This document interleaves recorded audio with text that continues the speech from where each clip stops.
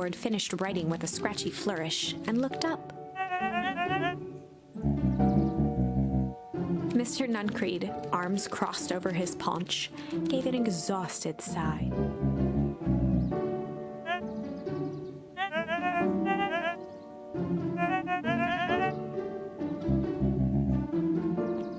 He snatched the pad and scribbled his name so hard the pen nearly snapped.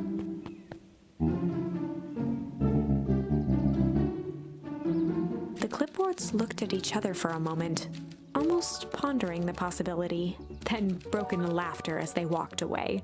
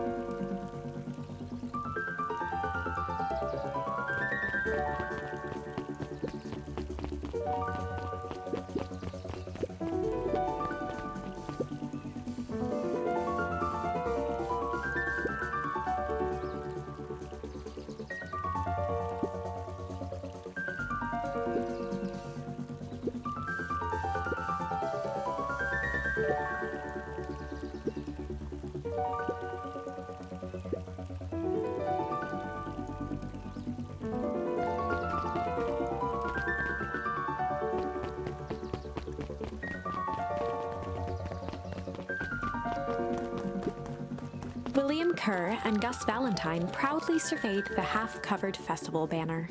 The mayor gave a half-hearted shrug.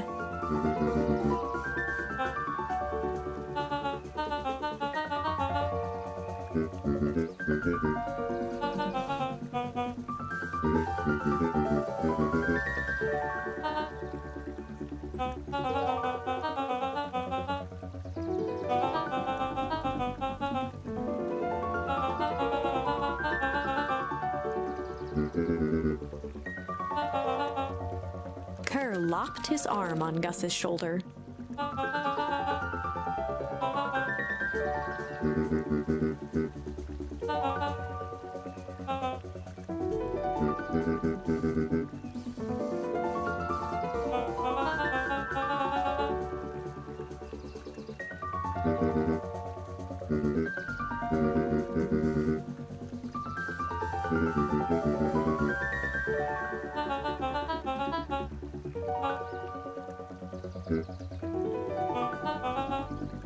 With a glimmer in his eye, Kerr gestured grandly toward the horizon.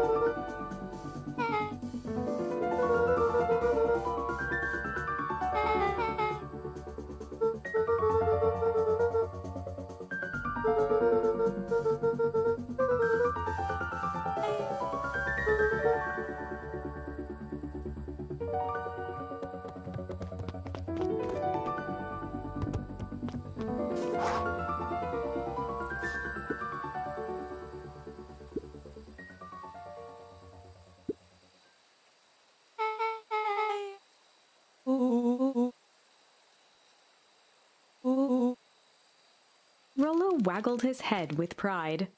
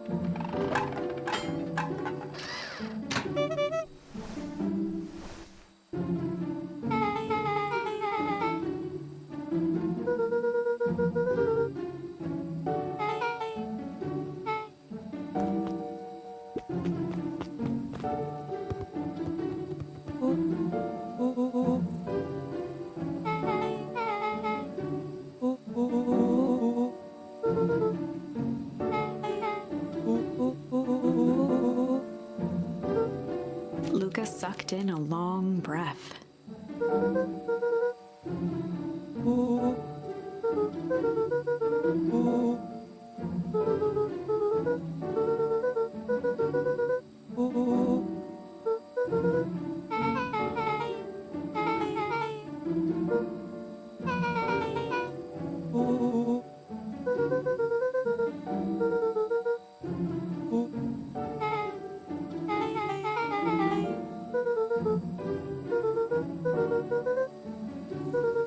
Rollo let out a low whistle.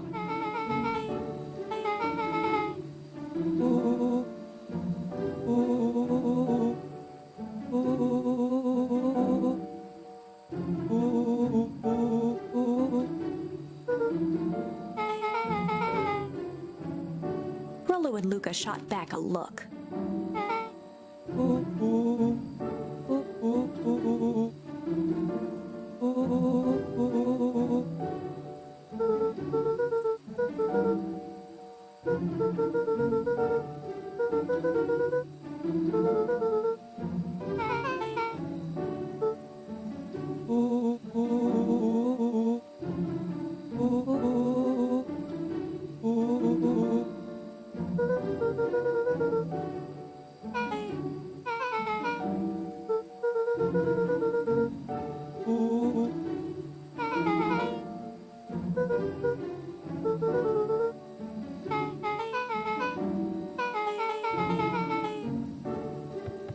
Luca gazed out the window.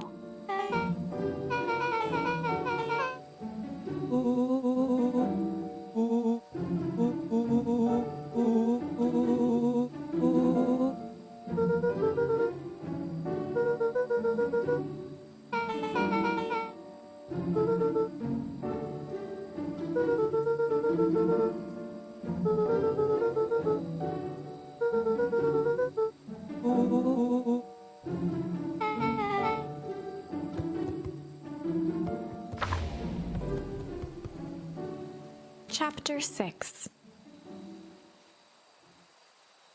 Secret Lair.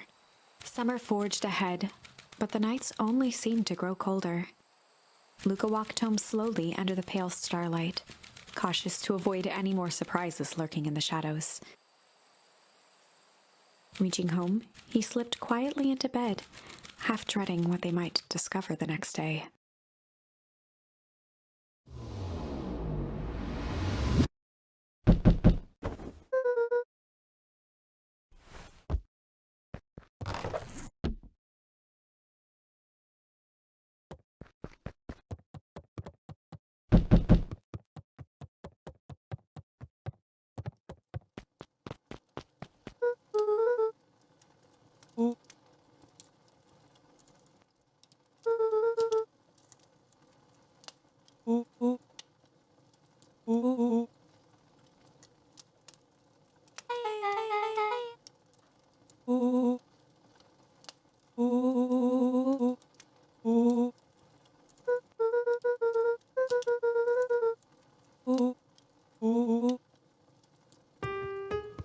Luca and Beck rolled their eyes as Rollo strutted across the room.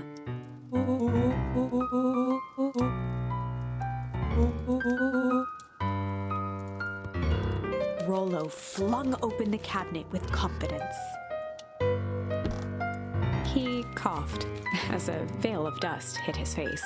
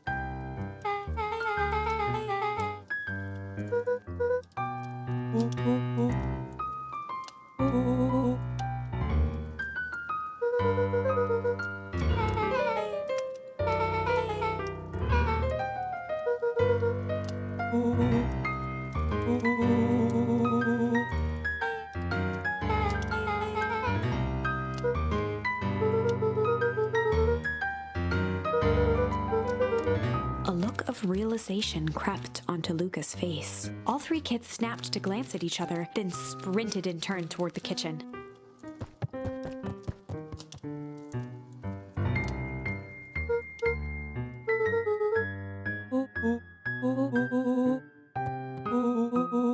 Before he could finish, Luca scrambled up Rollo's back.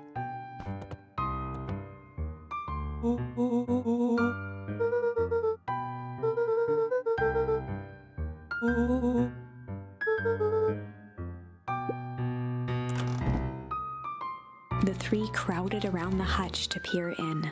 With the glass doors opened, a perfect porcelain display gleamed in front of them.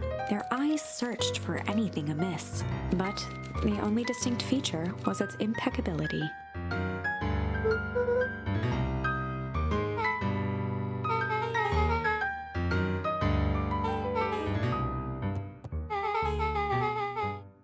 As Beck pulled on one of the teacups, it slanted forward with a hollow click. The entire hutch began to rustle and slide under its own power.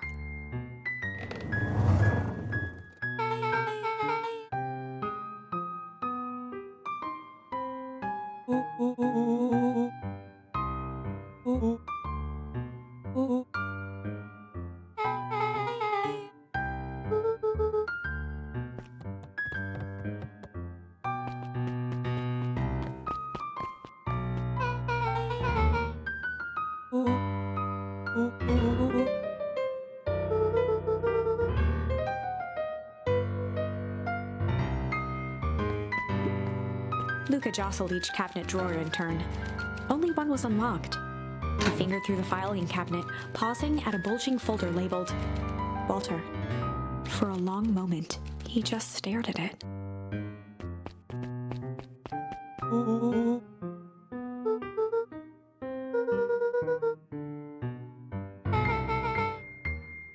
Luca nodded and caressed the label with his thumb.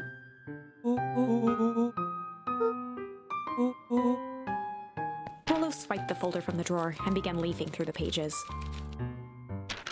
He whistled to himself, barely looking at the text.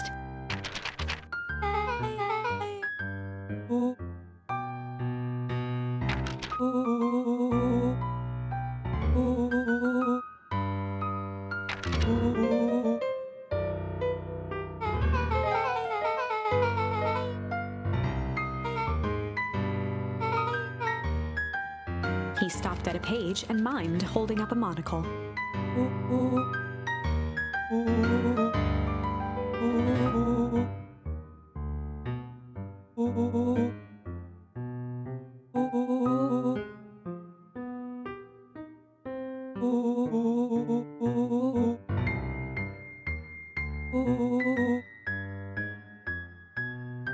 Rollo looked up with heightened surprise.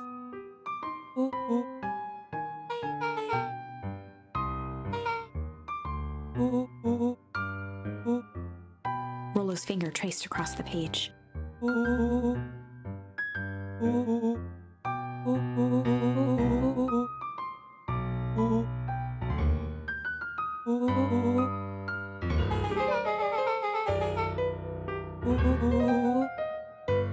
Rollo scanned through several more pages.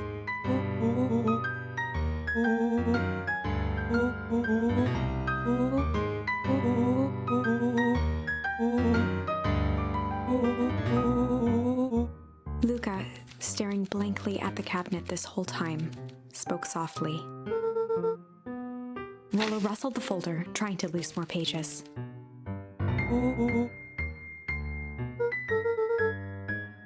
Luca frantically shoved the remaining cabinet folders, trying to find another labeled Walter.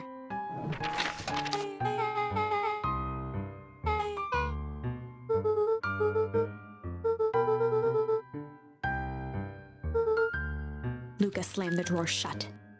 A spider web of string connected photos of people from the town, interspersed with hastily scrawled notes.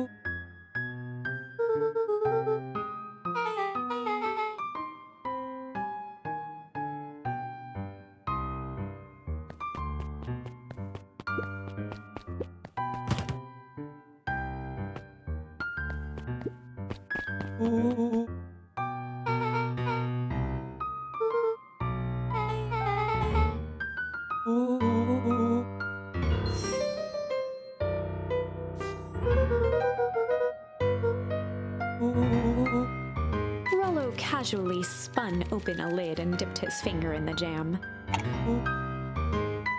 He smacked his lips. Rollo plunged his hand in the jar, fishing out a soggy slip of paper. Rollo offered the slimy note to Luca and licked his fingers clean.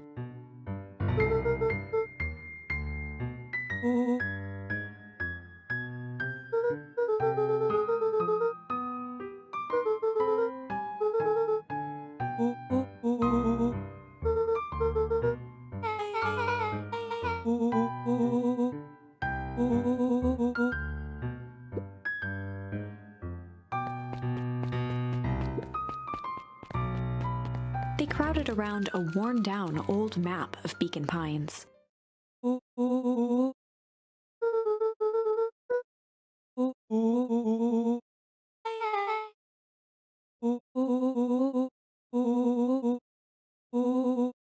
Rollo carefully traced the path with his finger. He jabbed down at the end point.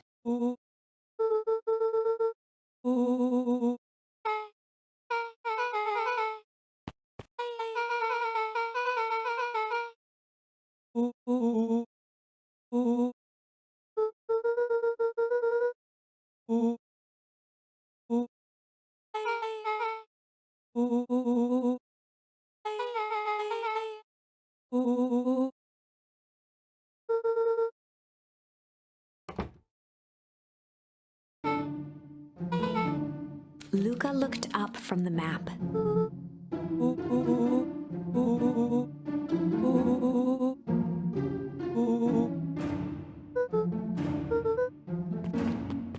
Beck flicked off the light, and they became statues in the dark. Overhead, creaking floorboards bent under slow, deliberate steps. The kids looked up, the tilt of their necks following each footfall.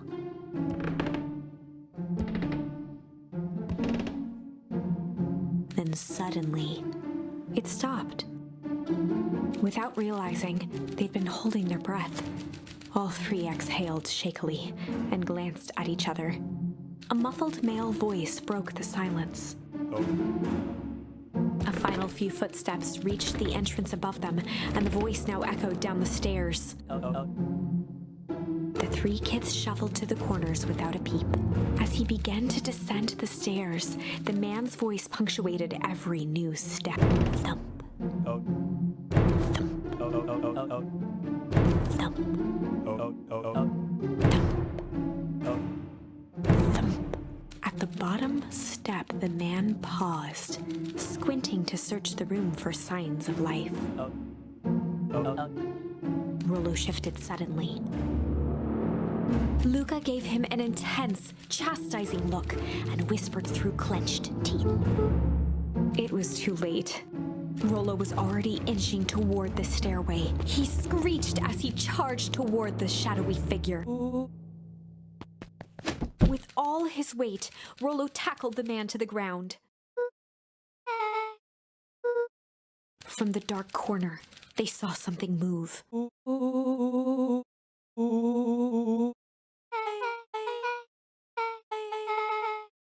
Luca scrambled to the hunched figure on the ground. Pressing his fingers to the man's neck, he sighed with relief. As Beck flicked back on the light, Luca and Rollo both gasped in stereo. Chapter 7. The Interrogation of Hiram Tolliver.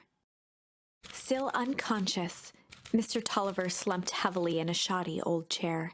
His hands were bound with rope, his feet tied with some loose string. The kids huddled in a circle, discussing their plan. One thing was certain, they couldn't just let Mr. Tolliver go. They needed to know what he was doing in Luca's house. After some deliberation, it was decided.